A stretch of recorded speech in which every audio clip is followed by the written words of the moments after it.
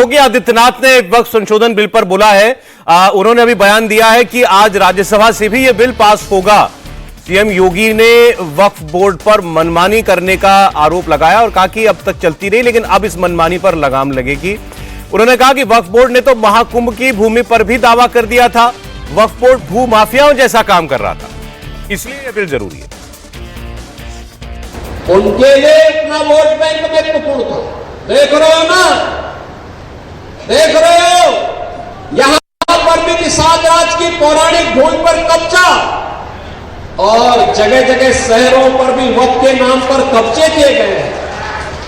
अब तो हम प्रधानमंत्री जी के प्रति आभार व्यक्त करते हैं।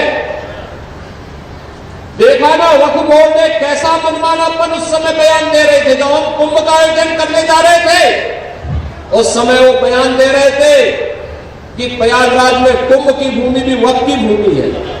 अबे हमने कहा ये बोर्ड क्या भूमाफिया बोर्ड हो गया क्या?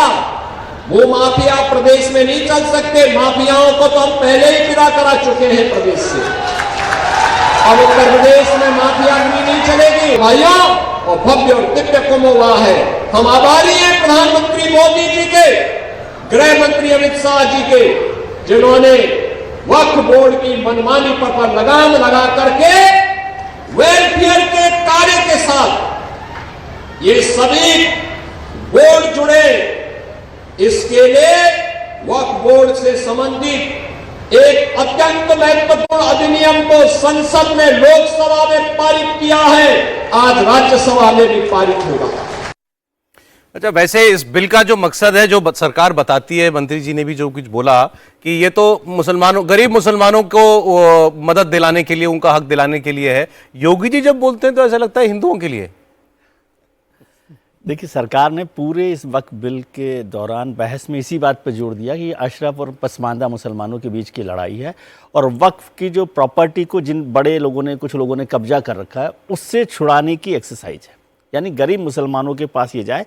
और पूरा आप डिबेट भी देखेंगे सरकार की तरफ से, मंत्री जी की तरफ से, तो यही डिबेट है। योगी जी अलग तरीके से बात करते हैं, उनका अलग है, लेकिन सरकार का मंशा कुल मिलाकर यही रही, ये जताने की कोशिश रही कि ये पसमानदा मुसलमानों के लिए साथ रहने की बात है। अब जब विपक्ष की बात कर रहे हैं तो शिवसेना के जो हमारे सांसद हैं संजय राउत साहब, उन्होंने कहा कि ये मुस्लिमों का तुष्टीकरण कर रहे हैं।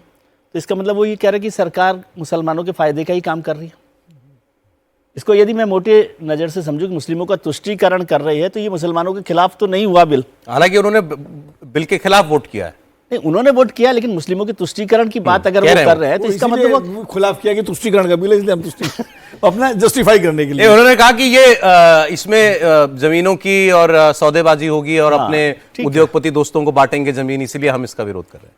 देखिए, बिल को नंबर के हिसाब से देखें तो इसमें कोई संभावना नहीं थी कि बिल पास नहीं होगा। और खासतौर से जब दोनों सहयोगी दल बड़े, जनता दल यूनाइटेड और चंद्रबाबू नायडू की पार्टी टीडीपी ने सपोर्ट कर दिया था, तो उसके बाद न तो लोकसभा में इसकी कोई परेशानी थी और राज्यसभा में भी कोई परेशानी मुझे नहीं लग रहा कि कोई नंबर गेम में उसको परेशानी होगी। लेकिन क्या उस तरह से मुसलमानों के हित को लेकर विपक्षी दल उस ताकत के साथ खड़े हुए थे?